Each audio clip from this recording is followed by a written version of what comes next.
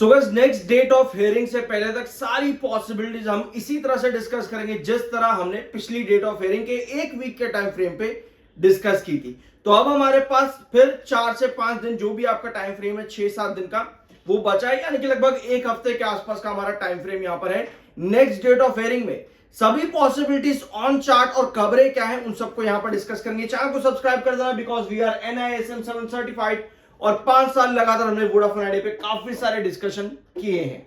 तो आज के दिन आपकी तेजी के पीछे अगर हम चीजें देखें तो लास्ट वीडियो में हमने डिस्कस किया था 7.90 और 8.50 ये वाला ट्रेंड 8.50 और 7.90 और आपको ये 8.80 भी दिख रहा होगा जो कि लास्ट सेशंस के अंदर आपका एक क्रूशियल रिस्ट्रिक्शन जोन था। अब 7.90 क्या है? लास्ट सेशन के अंदर आपने देखा कि 7.90 के पास आप आए और वहीं से एक रिकवरी बनने के बाद स्टॉक में क्लोजिंग देखने को मिली थी। ठीक है, अब आज के सेशन में वापस एक रिकवरी बन रही है जहां पर आपके रिस्ट्रिक्शन जोन आता है 7.90 से 8.50, यानी कि पिछले हियरिंग से पहले तो जो पॉसिबिलिटीज हमने डिस्कस करी थी वो आपको बिल्कुल क्लियर कट नजर आई और आने वाली हियरिंग से पहले तक क्या पॉसिबिलिटीज है वो भी आपको इसी रेंज के बीच में देखने को मिलेगी। लेकिन आगे बढ़ते हैं और खबरों के बारे में बात करते हैं। पहले ज्योतिरादित्य सिंधिया टेलीकॉम मिनिस्टर, इन्होंने एक मीटिंग ऑर्गेनाइज करी थी आपकी हियरिंग से एक दिन पहले जहां पे जियो और वोडाफोन आइडिया के सीईओ भी मेंशन थे, यानी कि अवेलेबल थे। उस मीटिंग के अंदर AGR पर 6G satellite internet on agenda, ये टोटल 3 पॉइंट्स इस मीटिंग के अंदर डिस्कस किए गए। ऑल्दो इन मीटिंग्स का आउटकम क्या था, हियरिंग से एक दिन पहले थी ये मीटिंग, अभी भी वो डिस्क्लोज आउट किया नहीं गया है। ठीक है, अब आते हैं आपकी अगली खबर पर। गवर्नमेंट क्या चाहती है? गवर्नमेंट चाहती है कि वोडाफोन आइडिया के लिए इन्वेस्टर्स को ढूंढा जाए। कौन से इन्वेस्टर? जो कि 12 से 13% वोडाफोन आइडिया का जो स्टेक है उसको डाइल्यूट कर सके। स्ट्रैटेजिक इन्वेस्टर्स, पार्टनर्स जो कि वोडाफोन आइडिया को खतरनाक कंडीशन में जो भी वोडाफोन आइडिया है वहां से बाहर निकाल सके। तो ये खबर आपकी पिछले वीक थी और देखते हैं इस अपडेट का आगे क्या इंपैक्ट पड़ता देखने को मिलता है। वोडाफोन आइडिया की नेक्स्ट डेट ऑफ हियरिंग है 6 अक्टूबर, इसलिए है क्योंकि बीच में आपका आ जाता है दशहरा ब्रेक, इसी वजह से कोर्ट वहां पर ऑफ रहते हैं। तो 6 अक्टूबर की आपकी नेक्स्ट डेट ऑफ हियरिंग है। अब एक सवाल और आता है कि एडजर्नमेंट जो वोडाफोन आइडिया लिमिटेड को इस केस के अंदर बेसिकली मिला है वो एडजर्नमेंट मांगा गया है सरकार की तरफ से। सरकार ने यहां पर टाइम मांगा कि हमें कुछ और समय चाहिए अपने जो भी हम चीजें रखना चाहते हैं उनको लेकर के, यानी कि अगर कुछ रिलीफ देना है या कोई भी चीजें उनको लेकर के हमें एक समय चाहिए। तो उस समय में लगभग आपको 10 से 12 दिन का जो भी ये टाइम फ्रेम है मिल जाता है सुप्रीम कोर्ट की तरफ से।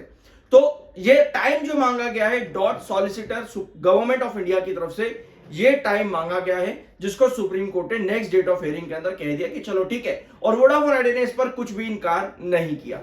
ठीक है, तो इसका मतलब ये है कि हमको नेक्स्ट डेट ऑफ हियरिंग के अंदर क्या देखने को मिल सकता है? क्या हमको छोटा सा रिलीफ देखने को मिल सकता है? अब ये तो नहीं होगा कि भैया हमको और टाइम दे दो। हाँ, अगर मेजर रिलीफ कोई देना है तो उसमें ये हो सकता है कि हमें और टाइम दे दो। छोटा सा रिलीफ वहां पर देना होगा या नहीं देना होगा उस पर डिस्कशन होती देखने को मिल सकती है आपकी 6 अक्टूबर को। तो नेक्स्ट हियरिंग आपकी बहुत ज्यादा इंपॉर्टेंट रहेगी। छोटा मोटा कुछ भी फैसला आता देखने को वहां पे मिल सकता है। इसके साथ में रिसेंटली कंपनी ने TCS के साथ में पार्टनरशिप भी करी है, इसको भी हमने डिस्कस किया था। तो पिछले एक महीने यानी कि लगभग सितंबर में काफी कुछ हुआ है पॉजिटिव डायरेक्शन में वोडाफोन आइडिया लिमिटेड में। सेल क्वांटिटी 4 करोड़ 88 लाख की है और बाय क्वांटिटी 4 करोड़ 41 लाख रुपए की इस समय क्वांटिटीज की बनी हुई है वोडाफोन आइडिया लिमिटेड में। क्वार्टरली रिजल्ट्स, क्वार्टर 2 में आप लोगों को क्या क्या चाहिए होगा? हमें पता है कि वोडाफोन आइडिया ने टाइमलाइन दे रखी थी, डेडलाइन दे रखा था 5G का 17 प्रायोरिटी सर्कल्स में अगस्त तक का। अब वो 5G कंप्लीट हुआ है या नहीं हुआ है? कई सारी रिपोर्ट्स है जो कि कहती है कि भैया हो चुका है, डिप्लॉयमेंट पूरा हो चुका है, और कुछ रिपोर्ट्स ऐसी कि कुछ सिटीज और कुछ सेंटर्स के ऐसे रहते हैं जहां पर पूरा 5G डिप्लॉयमेंट अभी नहीं हुआ है। तो देखते हैं आने वाले क्वार्टर के अंदर यानी क्वार्टर 2 सितंबर फ्रेम के अंदर कंपनी कुछ रिपोर्ट्स रखती है या नहीं, या फिर रिजल्ट्स के बाद जो आपकी इन्वेस्टर्स मीटिंग होती है वहां पर कंपनी इनके बारे में क्या डिस्कशन करती है। अब आगे बढ़ते हैं और आपकी यहां पर आप समझेंगे चीजों के बारे में, यानी कि आपके चार्ट्स आपको क्या बता रहे हैं। तो लास्ट वीडियो में हमने डिस्कस किया था आपका 7.90, यहां पे मार्क करते हैं इसको, ये है आपका 7.90 और ये वाला जो ट्रेंड आपका है 8.50। ये दो ट्रेंड आपके बहुत ज्यादा इंपॉर्टेंट रहेंगे। आज के सेशन की कैंडल आपको यहां पर क्या बता रही है? आज के सेशन की कैंडल आपको बता रही है, नीचे की टेल आपको बाय को इंडिकेट करती है, ऊपर की टेल आपको सेल को इंडिकेट करती है। एक छोटी सी रिकवरी हमको मिली है 7.90 से। हमें मालूम है कि पॉसिबली ये है कि आप वोडाफोन आइडिया लिमिटेड में नेक्स्ट डेट ऑफ वेयरिंग तक जितने भी सेशन रहे वहां पर हम इन दो ट्रेंड्स के बीच में कहीं ना कहीं कंसोलिडेट करते देखने को मिल सकते हैं, ये पॉसिबिलिटी है। बट आज की कैंडल में आपको ओपनिंग में बायर नजर आ रहे थे, अभी इस समय सेलर ज्यादा एक्टिव है, इस समय सेलर ज्यादा एक्टिव है। तो ऐसे कंडीशन में अगर आप 1 आवर टाइम फ्रेम पर आओगे तो आपको क्या नजर आता है? 1 आवर टाइम फ्रेम पर आपको नजर आता है कि 1 आवर की टाइम फ्रेम पर आपको ऊपर जाकर के एक स्टॉप देखने को मिला है, जिसके बाद आपकी नेक्स्ट जो कैंडल आपकी फॉर्म हुई है वो डाउन ट्रेंड के अंदर आई है। नेक्स्ट कैंडल मतलब कि अगर आप इस ट्रेंड को ड्रॉ करोगे, यहां पे अगर आपको ड्रॉ मतलब नजर नहीं आ रहा स्क्रीन पे, तो आप यहां देखो, आप एक डायरेक्शन में जा रहे थे अप ट्रेंड के अंदर, अचानक से एक कैंडल ने फॉर्मेशन दिया है नीचे की तरफ, नीचे की तरफ अचानक से कैंडल ने फॉर्मेशन दिया है। ऐसे में आप अगर दिन के आखिर में ड्रॉप पर जाते हो और 7.90 आपका आज या कमिंग सेशंस के अंदर ड्रॉप जाता है, तो नेक्स्ट आपका जो बनता है सुपरा वो आता है 7.60 पे। ठीक है, तो ये ट्रेंड्स आपके पॉसिबल है, ये ट्रेंड्स आपके पॉसिबल है। मार्केट के अंदर रिकवरी बनी अचानक से, उसके पीछे क्या रीजन है? पहला रीजन आता है फार्मा सेक्टर पर जो टैरिफ आपका लगा, फार्मा सेक्टर पर जो आपका टैरिफ लगा वहां पर एक रिलीफ के चांसेस है।